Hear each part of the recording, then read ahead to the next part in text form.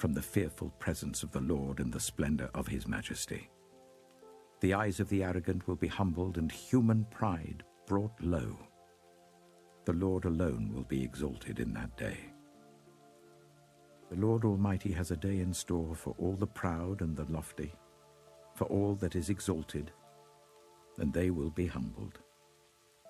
For all the cedars of Lebanon, tall and lofty, and all the oaks of Bashan, for all the towering mountains and all the high hills, for every lofty tower and every fortified wall, for every trading ship and every stately vessel.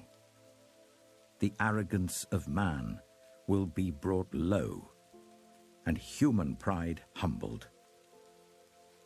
The Lord alone will be exalted in that day, and the idols will totally disappear.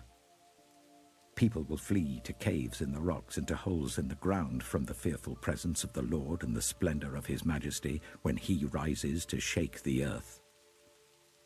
In that day people will throw away to the moles and bats their idols of silver and idols of gold, which they made to worship. They will flee to caverns in the rocks and to the overhanging crags from the fearful presence of the Lord and the splendor of his majesty when he rises to shake the earth. Stop trusting in mere humans who have but a breath in their nostrils. Why hold them in esteem? Isaiah chapter 3. See now, the Lord Almighty, is about to take from Jerusalem and Judah both supply and support, all supplies of food and all supplies of water, the hero and the warrior, the judge and the prophet, the diviner and the elder, the captain of 50 and the man of rank, the counselor, skilled craftsman and clever enchanter. I will make mere youths their officials. Children will rule over them. People will oppress each other. Man against man, neighbor against neighbor. The young will rise up against the old, the nobody against the honored. A man will seize one of his brothers in his father's house and say, "You have a cloak, you be our leader. Take charge of this heap of ruins."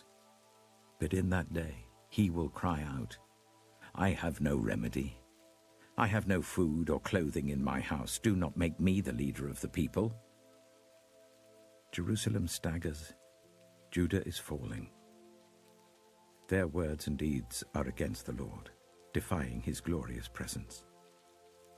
The look on their faces testifies against them. They parade their sin like Sodom. They do not hide it. Woe to them! They have brought disaster upon themselves. Tell the righteous it will be well with them, for they will enjoy the fruit of their deeds. Woe to the wicked! Disaster is upon them. They will be paid back for what their hands have done. Youths oppress my people, women rule over them. My people, your guides, lead you astray. They turn you from the path. The Lord takes his place in court. He rises to judge the people. The Lord enters into judgment against the elders and leaders of his people.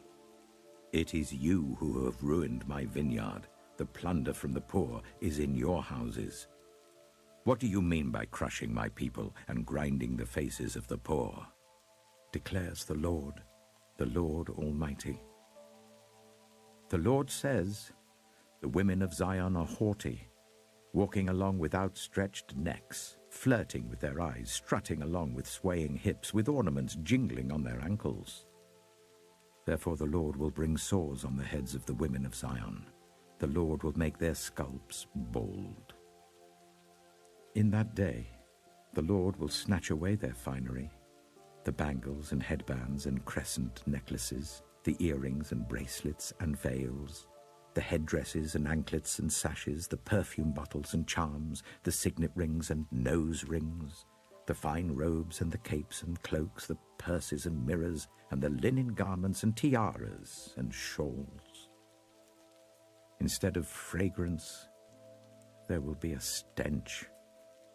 Instead of a sash, a rope.